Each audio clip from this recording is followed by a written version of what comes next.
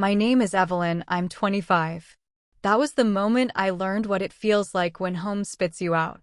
You can eat outside, you're not family.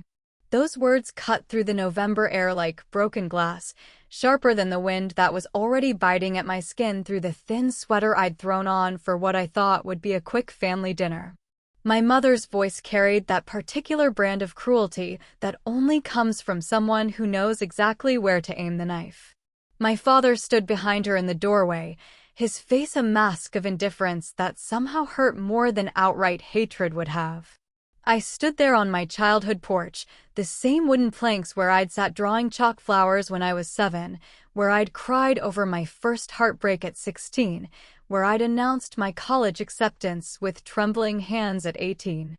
Now those same planks felt foreign beneath my feet, like I was trespassing on someone else's life. The dining room glowed behind them, warm yellow light spilling out onto the porch where I stood shivering. I could see my cousins inside, laughing over wine glasses, my aunt gesturing wildly as she told some story that had everyone doubled over. The table was set with my grandmother's good china, the white porcelain with tiny blue roses that I'd always admired as a child. Steam rose from covered dishes, and I caught the scent of my mother's famous pot roast, the one she'd made for every family gathering since I could remember. But not for me. Not anymore. The door slammed shut with a finality that echoed through my chest. The lock clicked, and suddenly the warmth was gone, replaced by the harsh bite of autumn wind that seemed to cut right through to my bones. I wrapped my arms around myself, trying to hold in whatever heat I had left, but it was pointless. The cold was everywhere now, seeping through my clothes, my skin, settling deep into places I didn't know could freeze. Before we begin, drop a comment below with your country and what time it is right now where you're watching. Whether it's sunrise in the United Kingdom, midnight in New York, afternoon in Canada, or evening in Australia, I want to know. Don't just sit back, tell me where in the world you are. Now, let's dive into the story. I sank down onto the porch steps, my legs giving out like they'd forgotten how to hold me up. The wood was rough and cold against my jeans, but I barely felt it. Everything had gone numb except for the burning in my throat and the way my chest felt like someone had reached inside and squeezed my heart until it forgot how to beat properly. Mrs. Henderson from next door was peeking through her kitchen curtains, her face a pale smudge behind the glass. I could see her mouth moving, probably telling her husband about the drama unfolding on the Morrison porch. By tomorrow, the whole neighborhood would know. The daughter who isn't welcome. The girl who got locked out of her own family. The shame crawled up my spine like ice water, settling in my stomach where it sat heavy and cold. I'd known things had been tense lately.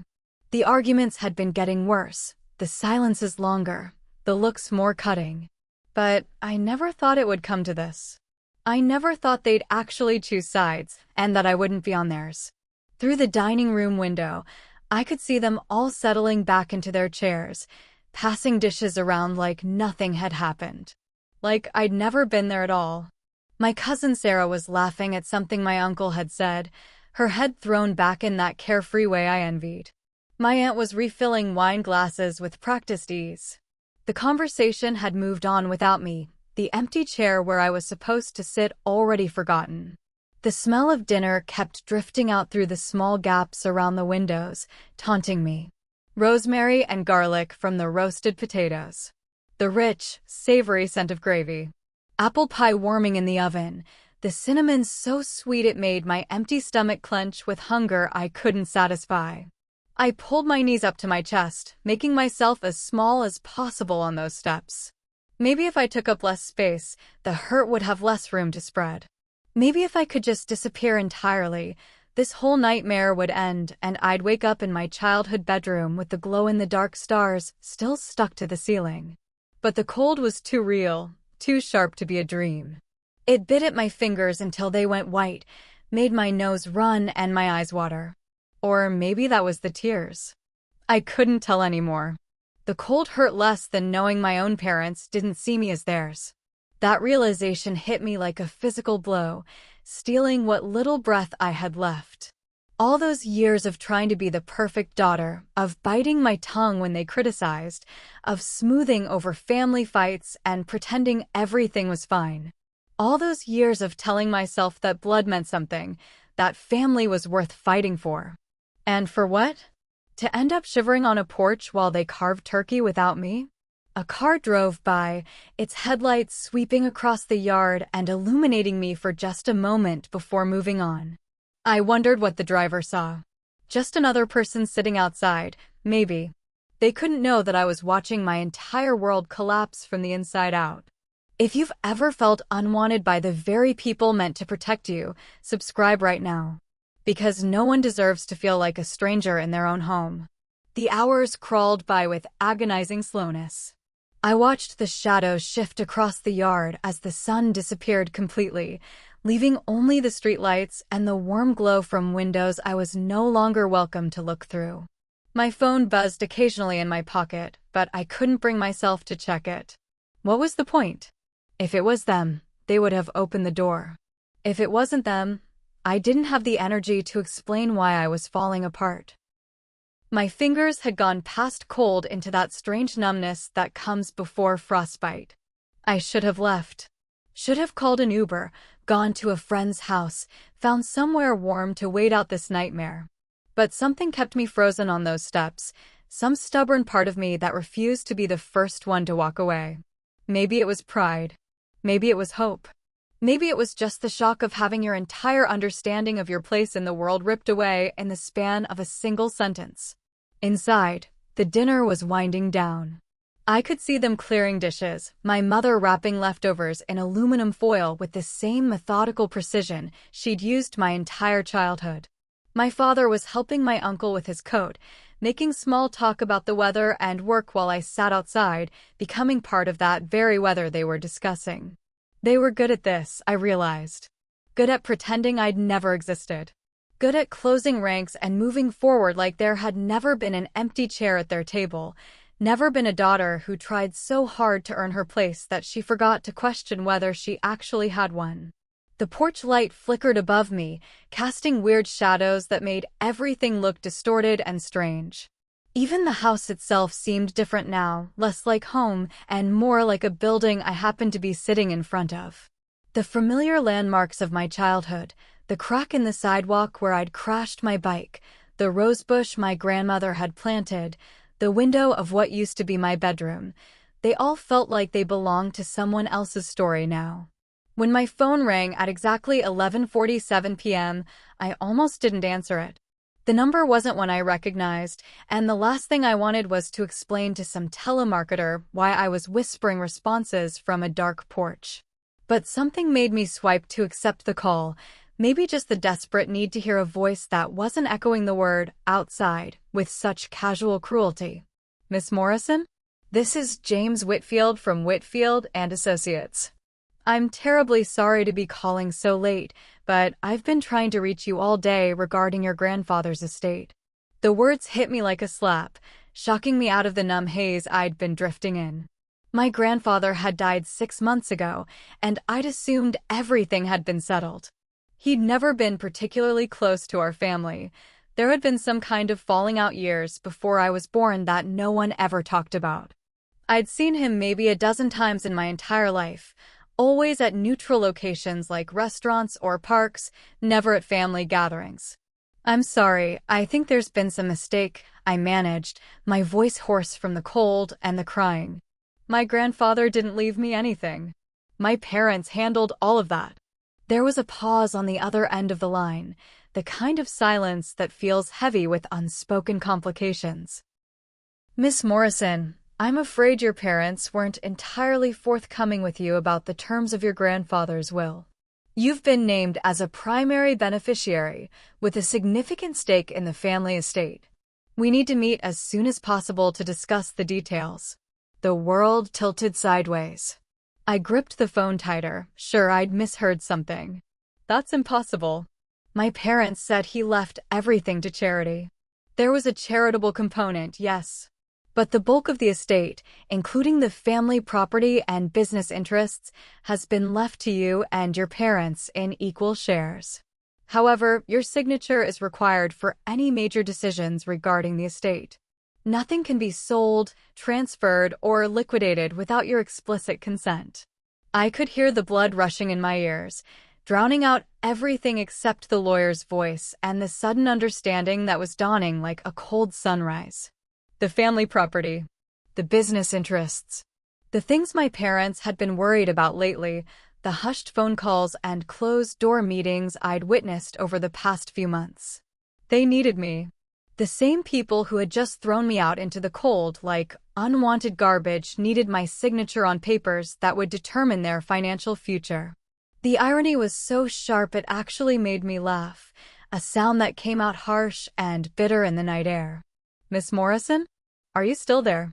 "Yes," I whispered, and then stronger, "Yes, I'm here. When can we meet?" For once, I wasn't powerless, they were. After I hung up with the lawyer, I sat in the darkness for a long time, letting the revelation settle into my bones alongside the cold. Everything made sense now. The increased tension over the past few months. The way they'd been watching me, evaluating my every move like they were calculating something. The sudden escalation of tonight's argument over something so trivial I couldn't even remember what had started it. They'd been planning this. They'd known about the inheritance and had been trying to figure out how to handle me, how to control the situation. Tonight's dinner hadn't been about family at all. It had been about testing boundaries, seeing how far they could push me before I broke entirely. Well, they'd gotten their answer, but not the one they'd been hoping for. I pulled out my phone and scrolled through the missed calls and texts that had accumulated over the past few hours. Most were from my mother, starting angry and growing increasingly desperate as the night wore on. "Where did you go? We need to talk. This is ridiculous, Evelyn. Come back inside. Your father is worried. Answer your phone. Call me back." The progression from commanding to pleading was almost beautiful in its transparency. They'd realized their mistake too late.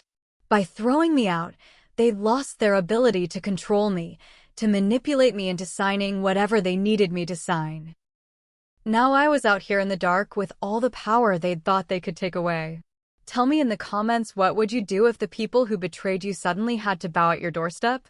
I let my phone battery die without responding to a single message. Let them wonder where I was, what I was thinking, what I might do next. For 25 years, I'd been the one wondering, the one waiting for scraps of approval and affection. Let them have a taste of that uncertainty for once. I finally left the porch around 2 a.m., when the cold had seeped so deep into my bones that I couldn't feel my feet anymore. But I didn't go crawling back to their door. Instead, I walked the 6 blocks to my friend Maya's apartment, knowing she'd still be awake because she worked nights at the hospital.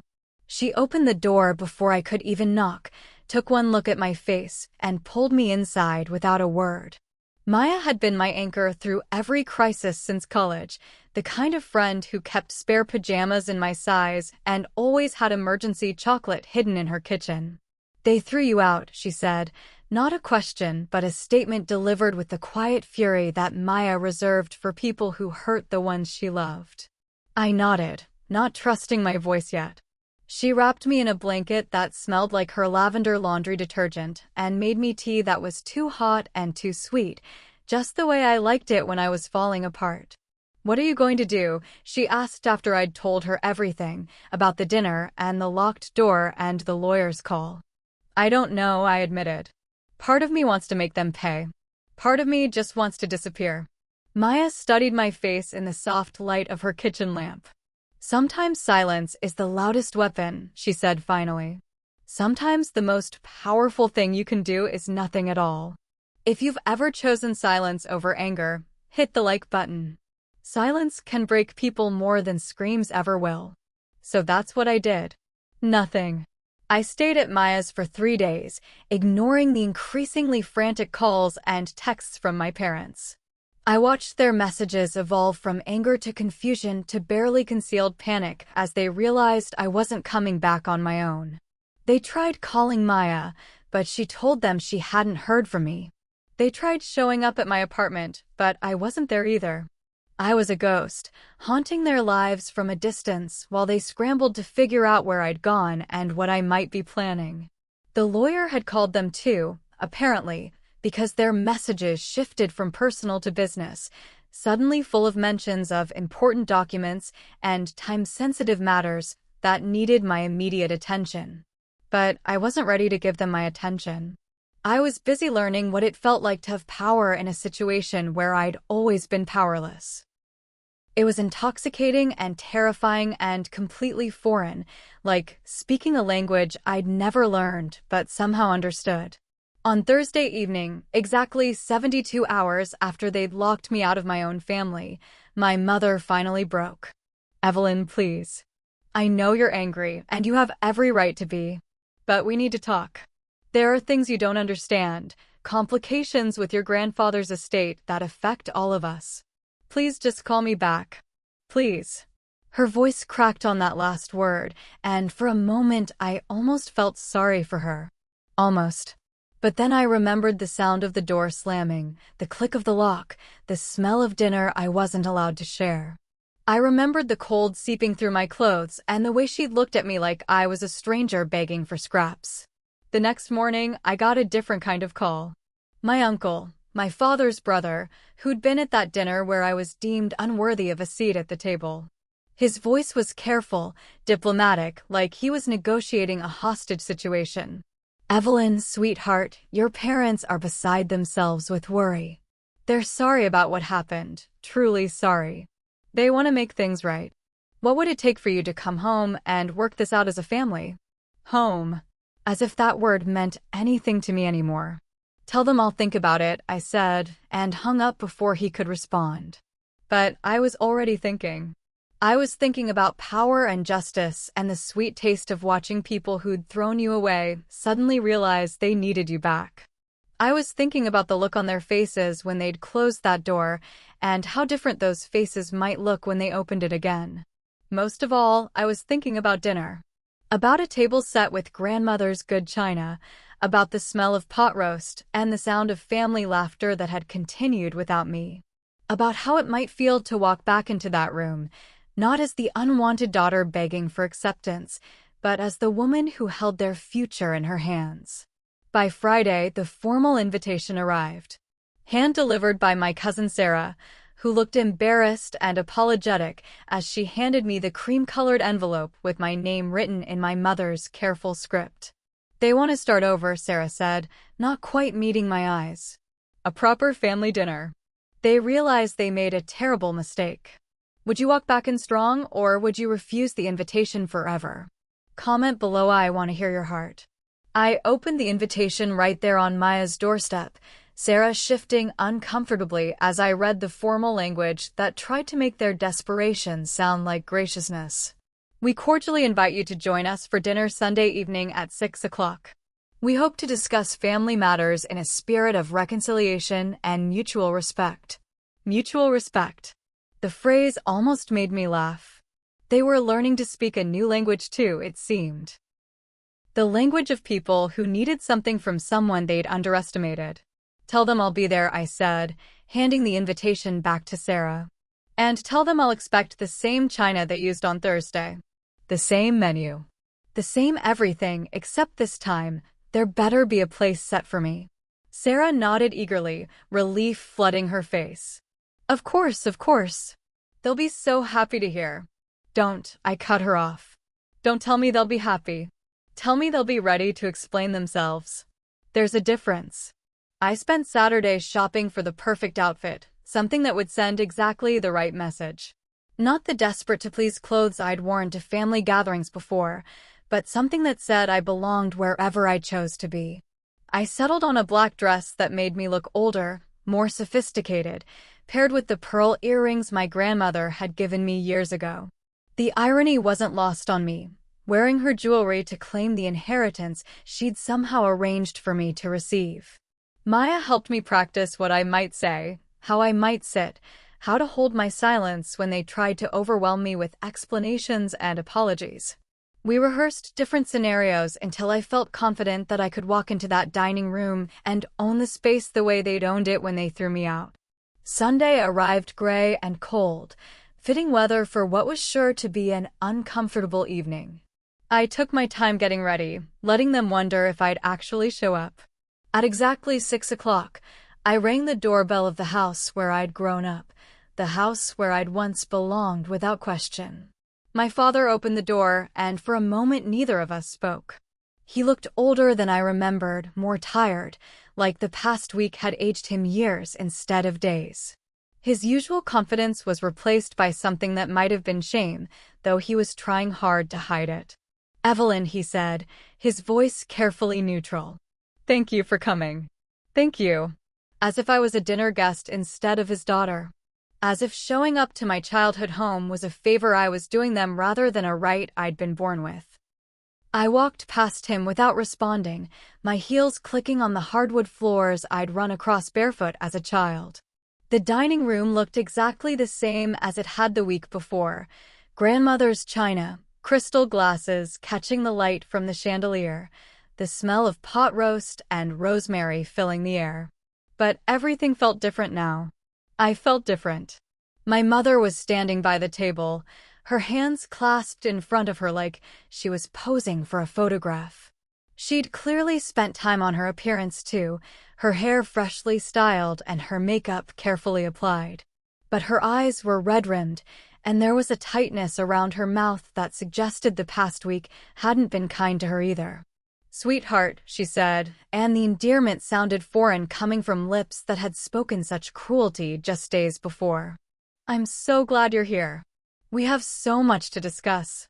The same relatives who'd witnessed my exile were there too, but the atmosphere was completely different.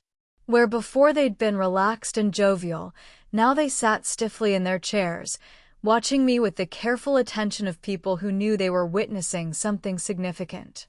The empty chair that had been forgotten so easily was now pulled out and waiting, set with the best silverware and a cloth napkin folded into a perfect triangle.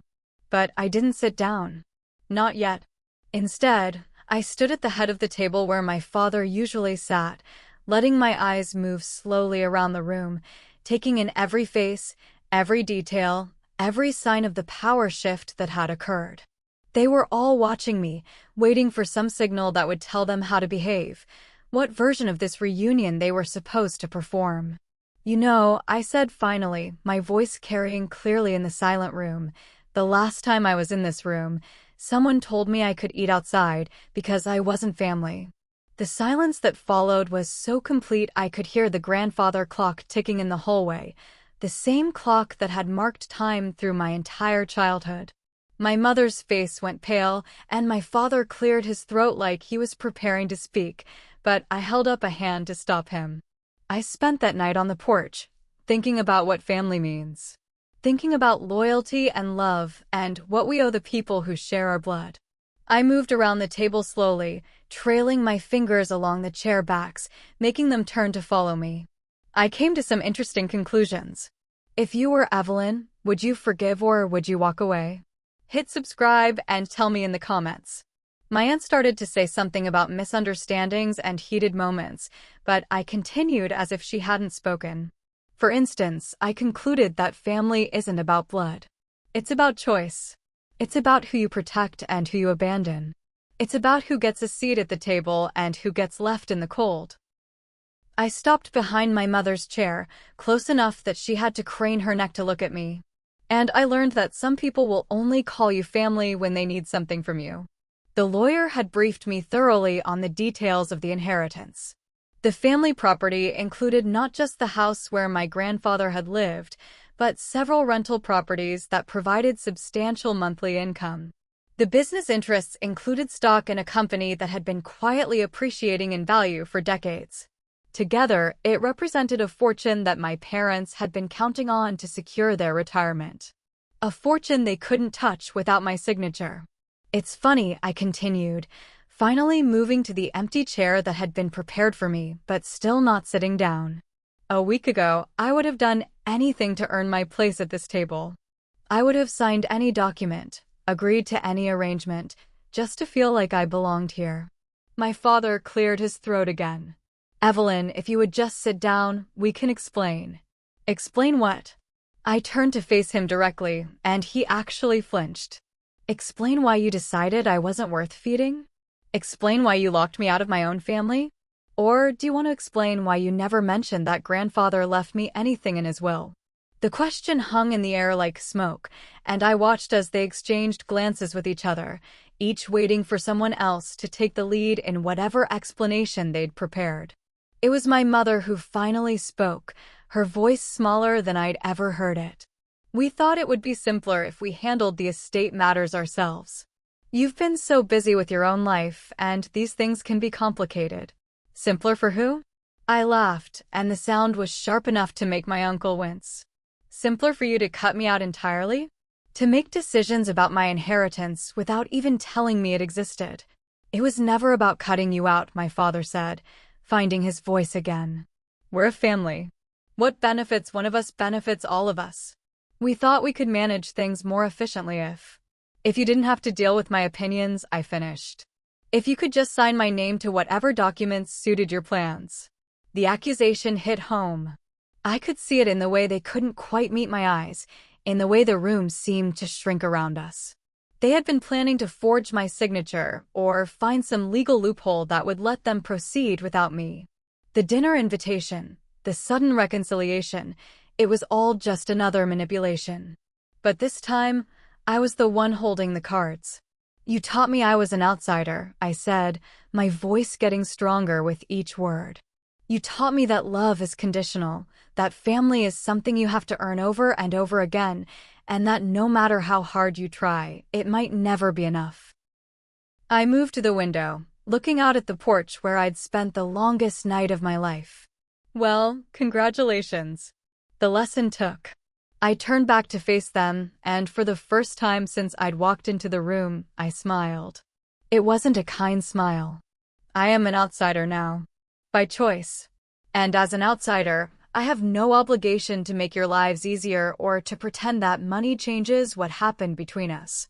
My mother started crying then, quiet tears that she tried to hide behind her napkin. Please, sweetheart. We made a mistake. We know that now. But we're still your family, and families work through their problems together. Families, I repeated the word like it was foreign. Families don't leave each other in the cold. Families don't lie about inheritances. And families certainly don't try to manipulate their way back into someone's good graces just because they need a signature on a piece of paper. I finally sat down, not in the chair they'd prepared for me, but in my father's chair at the head of the table. The symbolism wasn't lost on anyone in the room. From this position, I could see all of their faces, could watch the way they struggled between relief that I'd finally sat down and alarm at where I'd chosen to sit. Here's what's going to happen, I said, my voice calm and clear. I'm going to listen to whatever proposal you've prepared. I'm going to consider it carefully. And then I'm going to make my own decisions about my own inheritance, based on what I think is best for me. Not for us. Not for the family. For me. The dinner that followed was surreal. They served me first, filled my wine glass before their own, asked my opinion on everything from the weather to current events. It was like watching a performance of the family dinner they should have given me a week ago, complete with forced smiles and careful conversation, designed not to set off any more explosions. But underneath the politeness was a current of desperation that made everything feel hollow. They were auditioning for my forgiveness, trying out different versions of themselves to see which one might convince me to sign whatever documents they needed signed. When they finally got around to discussing the estate, their proposal was exactly what I'd expected. A trust fund arrangement that would give me a monthly allowance while leaving the real control in their hands. A way to honor the letter of my grandfather's while completely subverting its spirit. Of course, you'd have input on major decisions, my father said, his tone suggesting this was a generous concession rather than my legal right. We just think it makes sense to have experienced hands managing the day-to-day operations. Experienced hands, I repeated. Like the experienced hands that decided I wasn't worth a place at the family table? The question silenced the room again. Outside, it had started to rain, the kind of steady downpour that turns November evenings into something gray and endless. I could hear it drumming against the windows, washing away whatever warmth the day might have held. "We're sorry," my mother said again, like the words were a magic spell that could undo what had been done. "We were wrong, and we're sorry." What more can we say? Nothing. I stood up from the table, my decision crystallizing in that moment. There's nothing more you can say, because apologies don't change actions. They don't erase the cold or the humiliation or the moment when I realized that the people I loved most in the world saw me as disposable. I moved toward the door, but stopped and turned back one more time. "Don't beg now that I'm holding the keys." And with that, I walked out of the dining room, through the front hallway, and out the same door that had been slammed in my face a week earlier. But this time, I was the one doing the leaving, and I was the one with the power to decide whether that door would ever open for me again. Type justice in the comments if you believe betrayal should never go unpunished. The aftermath was swift and brutal. Within a week, word had spread through the extended family about what had happened at the dinner, and more importantly, about my refusal to sign the documents they needed. Suddenly, relatives who had been content to watch my humiliation in silence were taking sides, and not all of them were choosing my parents. My aunt called me 3 days after the dinner, her voice tight with an anger I'd never heard from her before. "I had no idea they'd lied to you about the inheritance," she said. "If I'd known what they were planning, I never would have stayed quiet during that dinner." What they did was unconscionable. It turned out that several family members had been uncomfortable with my exile, but had assumed it was a temporary family spat that would blow over by dessert. When they learned about the inheritance, about the deliberate deception and the manipulation, the family dynamics shifted dramatically. My uncle, the same one who had called trying to negotiate my return, was now refusing to speak to my parents at all. My cousins were asking pointed questions about other family decisions that had been made without full disclosure. The united front that my parents had counted on was crumbling as people realized they might not be the only ones who had been kept in the dark about important matters. The legal complications multiplied as well. The estate lawyer informed me that my parents had already made several commitments based on assets they didn't actually control. They'd co-signed a loan using the rental properties as collateral, assuming they'd be able to complete the paperwork before anyone noticed. They'd made promises to investors about business deals that required unanimous consent from all beneficiaries. Now those deals were falling apart, and the people who had trusted my parents' word were beginning to demand explanations that my parents couldn't provide. The rental properties, which provided the bulk of the estate's income, required constant maintenance and management decisions that couldn't be made without my approval. Tenants were calling with repair requests that were going unanswered because my parents couldn't authorize major expenditures. 2 tenants had already given notice, citing the lack of responsiveness from management. I watched it all unfold from a distance, making no moves to either help or hinder the process. I simply let the natural consequences of their choices play out while they scrambled to find solutions that didn't exist. Sometimes justice doesn't need a sword, just truth. The breaking point came 3 weeks after the dinner, when my father showed up at Maya's apartment at 2 in the morning, drunk and desperate, and looking like he hadn't slept in days. "You're destroying us," he said when Maya reluctantly let him in. "Your own family. Your mother hasn't eaten in days. We're losing everything because you won't sign a piece of paper." I looked at this man who had raised me, who had taught me to ride a bike and helped with my math homework and walked me down the aisle at my cousin's wedding when she needed someone to fill in for her absent father. He looked smaller now, diminished by his own choices and their consequences. "I'm not destroying anything," I said quietly. "I'm just not saving you from your own decisions." "This is revenge," he spat. "Pure and simple. You're punishing us for one mistake. One moment of poor judgment. One moment." I stood up and he actually took a step back. "You call lying about my inheritance for months one moment? You call throwing me out of my own family one moment? You call trying to manipulate me back just so you could use me one moment?" He opened his mouth to argue, but I wasn't finished. "You're right about one thing, though. This is about consequences. You taught me that actions have consequences when you grounded me for lying about where I'd been. You taught me that trust, once broken, has to be earned back when you made me prove myself after I failed that math test. You taught me that family means loyalty and protection and putting each other first. I moved closer to him, close enough to see the broken blood vessels in his eyes and smell the alcohol on his breath. The only problem is that you forgot to apply those lessons to yourselves. After he left, I sat in Maya's kitchen drinking tea and thinking about the little girl I used to be, the one who had believed that family was forever and love was unconditional and home was a place you could always return to. That little girl felt very far away now, like a character from a story I'd read once but could barely remember. But I didn't miss her as much as I thought I would. The woman I was becoming, the one who could sit calmly while her father fell apart, who could make decisions based on what she deserved rather than what others expected, she was someone I was beginning to respect. The final legal meeting took place on a gray December morning in the lawyer's office downtown. Mr. Whitfield had prepared all the necessary documents to formalize my control over my share of the inheritance, and my parents had been summoned to witness the proceedings.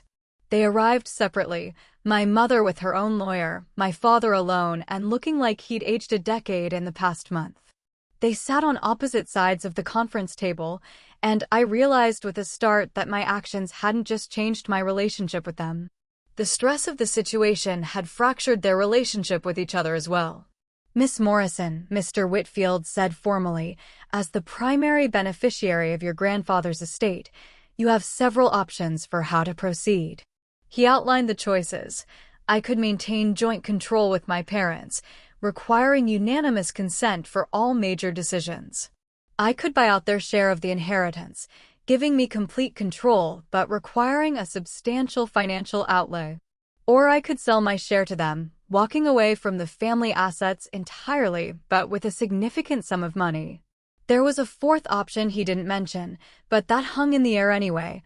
I could simply refuse to sign anything, leaving the estate in legal limbo indefinitely. The judge declares her parents' control null. My mother cleared her throat. Evelyn, we know we hurt you. We know we handled this badly. But surely we can find a way to work together as a family. We're not a family, I said, and the words came out easier than I'd expected. Families don't treat each other the way you treated me. Whatever we are now, it's something else. I picked up the pen and looked at the documents spread out in front of me. 3 different futures, 3 different ways this story could end. I thought about the little girl who had wanted nothing more than to belong, who had tried so hard to earn her place at their table. I thought about the woman who had sat shivering on a porch, learning what it felt like to be thrown away by the people who were supposed to love her unconditionally. And I thought about the person I was now, someone who had learned that love without respect is worthless, that family without loyalty is meaningless, and that sometimes the most powerful thing you can do is refuse to accept less than you deserve. The cold never broke me, I said, signing my name with steady hands. It only made me stronger. I chose to buy out their shares of the inheritance. It wasn't the choice that would hurt them most. That would have been leaving everything in limbo forever. But it was the choice that gave me complete control over my own life, while allowing them to walk away with enough money to rebuild somewhere else. As I signed the final document, I felt a weight lift from my shoulders that I didn't realize I'd been carrying. For the first time in my life, I belonged somewhere without having to earn it, without having to prove my worth, without having to fear that one wrong word or action would get me thrown out into the cold again. I belonged to myself. Walking out of that office into the pale December sunlight, I felt something I hadn't experienced in months: peace. Not happiness exactly, not yet. The wounds were still too fresh for that. But a deep, quiet sense that I had done what needed to be done, that I had honored both the woman I was becoming and the little girl who had deserved so much better. They called me a stranger. Now I finally am one by choice. The months that followed were a process of learning how to live as the person I'd become rather than the person I'd always tried to be. I moved into a small house in a different neighborhood, one where no one knew my history or had expectations about who I should be.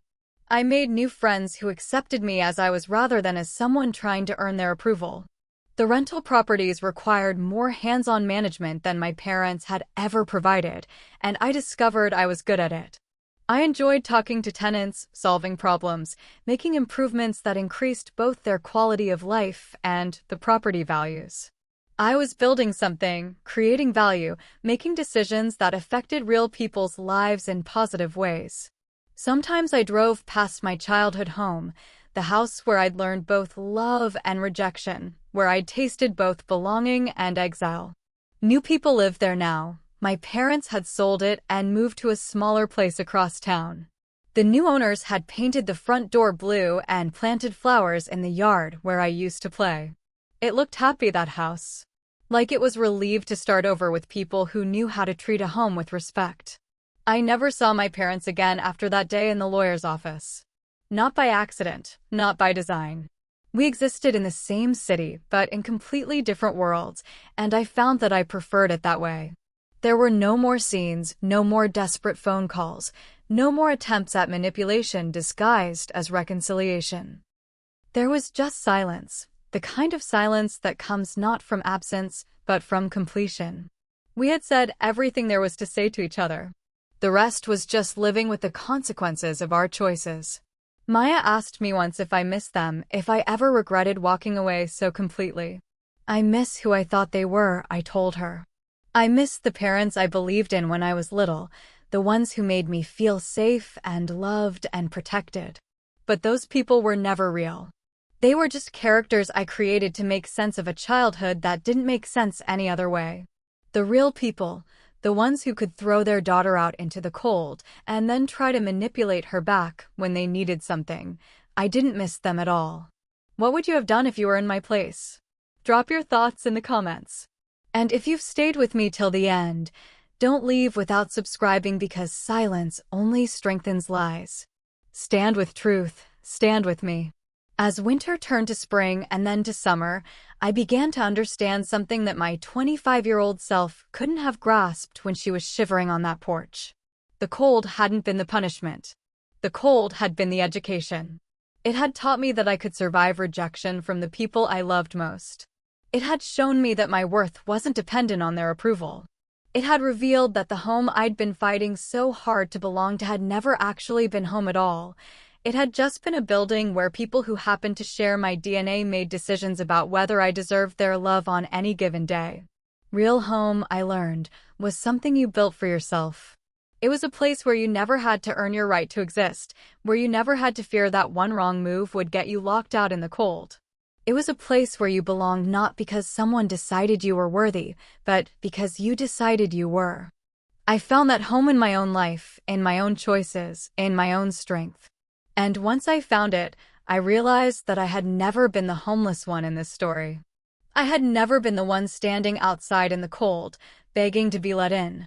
They were the ones who were homeless now, cut off from the daughter they had rejected, living with the knowledge that they had thrown away something precious for the sake of money and control. They were the ones standing outside the warmth, pressing their faces against windows of a life they could no longer access. And for the first time since that November night when everything changed, I felt truly, completely warm. Sometimes when I tell this story, and I do tell it, to friends who ask about my family, to tenants who wonder why I'm so young to own so much property, to strangers who seem to need to hear that survival is possible, people ask me if I would do anything differently. The question always makes me think of that porch, of the girl who sat there believing that if she could just be good enough, patient enough, forgiving enough, she could earn her way back into their love. That girl would have signed any document, accepted any arrangement, endured any humiliation just to feel wanted again. But that girl was operating under the false belief that love was something you had to earn rather than something you deserved. She thought that family was about blood rather than choice, that forgiveness meant accepting less than your worth, that strength meant swallowing your pain and pretending everything was fine. She was wrong about all of those things. And I'm grateful for the cold that taught me how wrong she was. If you've watched this far and haven't subscribed, ask yourself why turn away from truth when it's right in front of you? The property my grandfather left me included not just the rental buildings, but also a small cabin on a lake about an hour outside the city. I discovered it by accident while going through the estate paperwork, a forgotten asset that my parents had either overlooked or chosen not to mention. The cabin was rustic and isolated, surrounded by pine trees and accessible only by a dirt road that disappeared entirely under snow in the winter. It had been my grandfather's retreat, the place he went when he needed to think or heal or remember who he was outside of family obligations and business pressures. I started spending weekends there, learning to appreciate the kind of solitude that comes not from rejection but from choice. There was something powerful about being alone because you wanted to be, rather than because someone had decided you weren't worth including. It was there, sitting on the dock with my feet in the lake water, that I finally understood what my grandfather had been trying to give me.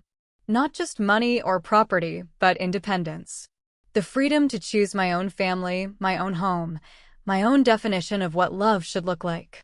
He had been estranged from his own children for reasons that became clearer as I dug deeper into family history. Arguments about money, about control, about who got to make decisions about his life as he aged. He had tried to reconcile with them over the years, but they had been more interested in his assets than his autonomy, more concerned with their inheritance than his dignity. So he had chosen differently. He had chosen to give his granddaughter the tools she would need to make her own choices, to build her own life, to refuse to accept love that came with conditions and expiration dates. Comment below, have you ever had someone unexpected defend you, like my grandmother did for me? The first Christmas after everything changed, Maya invited me to spend the holiday with her family. They were loud and chaotic and completely different from the stiff formality I'd grown up with. They argued about politics and laughed at inappropriate jokes and made room at their table without questioning whether I'd earned the right to be there. Maya's mother loaded my plate with more food than I could possibly eat and told me stories about Maya's childhood that made her daughter blush and everyone else laugh. Her father asked about my work with genuine interest, not because he was calculating what he could gain from my answers, but because he actually cared about the response. Her younger brother taught me a card game I'd never heard of, and her grandmother showed me pictures of relatives who had died before I was born, but who she spoke about like they were still part of the family conversation. It was nothing like the careful, choreographed dinners of my childhood, where every word was weighed for its potential to cause offense and every interaction was a performance designed to maintain the illusion of harmony. It was messy and imperfect and absolutely real. And for the first time in my life, I understood what family was supposed to feel like. That night, as I drove home through the empty streets, I thought about all the Christmas dinners I'd attended in my childhood home, all the times I'd sat at that table trying so hard to say the right things, to be the daughter they wanted me to be. I thought about how exhausting it had been to constantly monitor my own behavior, to live in fear of saying or doing something that would remind them I was different, that I didn't quite fit the mold they'd created for me. And I realized that I hadn't lost a family that night they threw me out. I had lost a prison. A beautiful, comfortable prison where I'd been serving a life sentence for the crime of being myself. The freedom that followed was so complete, so overwhelming, that it took months for me to fully understand its scope. I could have friends they didn't approve of. I could make career decisions based on what I wanted rather than what they expected. I could travel to places they'd never been, try foods they'd never heard of, read books they'd never understand. I could be angry without having to hide it. I could be sad without having to explain it. I could be happy without having to justify it. Most importantly, I could love people and be loved by them without the constant fear that one mistake would end everything. As the anniversary of that November dinner approached, I found myself thinking about forgiveness. Not the kind of forgiveness that my parents had demanded, the quick, easy erasure of consequences that would have allowed them to pretend nothing had changed. But real forgiveness, the kind that acknowledges hurt while refusing to let it poison your future. I forgave them, not because they deserved it or earned it or even asked for it properly, but because I deserved to be free of the anger that had been eating away at me from the inside. I forgave them the way you forgive a storm for being destructive or a winter for being cold. Not because storms and winters are innocent, but because holding on to anger about the weather only hurts you. But forgiveness didn't mean reconciliation. It didn't mean pretending that what happened was acceptable or that they had changed into people capable of treating me with the respect I deserved. It just meant releasing them from the obligation to be different and releasing myself from the hope that they ever would be. They were who they were. I was who I had become. Those two things couldn't coexist in the same space without someone getting hurt, and I had decided that someone would never be me again. On the actual anniversary, November 15th, exactly 1 year after the dinner that changed everything, I made my own feast. I set my table with dishes I'd chosen myself, cooked foods I actually enjoyed, invited people who made me laugh until my sides hurt. Maya was there, of course, along with several tenants who had become friends, a neighbor who helped me with gardening, and a few colleagues from the property management company I'd started working with. We didn't talk about family drama or inheritance battles or legal complications. We talked about books and movies and travel plans and the funny things that had happened during our weeks. We told stories that had nothing to do with obligation or expectation, stories that were just about the ordinary joy of being alive and sharing that aliveness with people who saw you clearly and liked what they saw. When someone asked about my family, a new friend who didn't know the whole story, I answered simply, I don't have one. But I'm building something better. After everyone left that night, I sat alone at my table surrounded by the debris of a successful party, empty wine glasses and crumb-covered plates and napkins stained with laughter. The silence that followed wasn't the heavy, painful silence of isolation. It was the comfortable silence of completion, of a day well lived and a choice well made. I looked around my home, the home I'd built with my grandfather's gift and my own determination, and felt a contentment so deep it was almost physical. Every piece of furniture had been chosen because I liked it.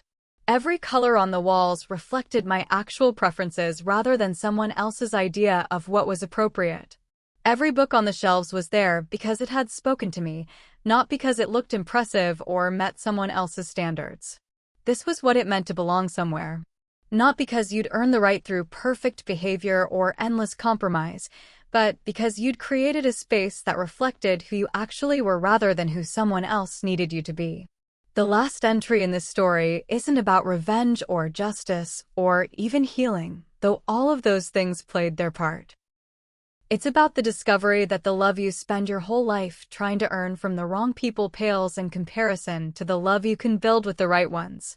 It's about learning that home isn't a place you return to, but a feeling you create. It's about understanding that family isn't about who shares your DNA, but about who shows up when you need them and celebrates when you succeed and holds space for your pain without trying to fix it or minimize it or turn it into something more convenient for them. Most of all, it's about the cold. The cold that seemed like a punishment but turned out to be a teacher. The cold that forced me to find warmth within myself instead of depending on others to provide it. The cold that stripped away everything I thought I needed so I could discover what I actually required to survive and thrive. I used to think that the worst thing that could happen to someone was being rejected by their family. Now I know that the worst thing is accepting a counterfeit version of love because you're afraid of being alone. The cold taught me I could survive alone. But more importantly, it taught me that I didn't have to. There are people in this world who will see you clearly and choose to love what they see. There are families you can build from scratch with people who understand that belonging is a gift you give freely, not a privilege you make others earn. There are homes you can create where the door is never locked against you because you hold the key. All you have to do is be brave enough to walk away from the table where they keep serving you scraps and build your own feast. The cold won't break you. It will make you stronger. And when you're finally warm again, really, truly warm, you'll understand that it was never about earning their love. It was about learning to love yourself enough to demand better. If you've made it to the end of this story, you know what truth looks like. You know what it costs and what it's worth. Don't leave without subscribing, because silence only strengthens lies. Stand with truth. Stand with me. And remember, You deserve a seat at a table where your presence is celebrated, not tolerated. The cold is waiting to teach you too, if you're brave enough to learn.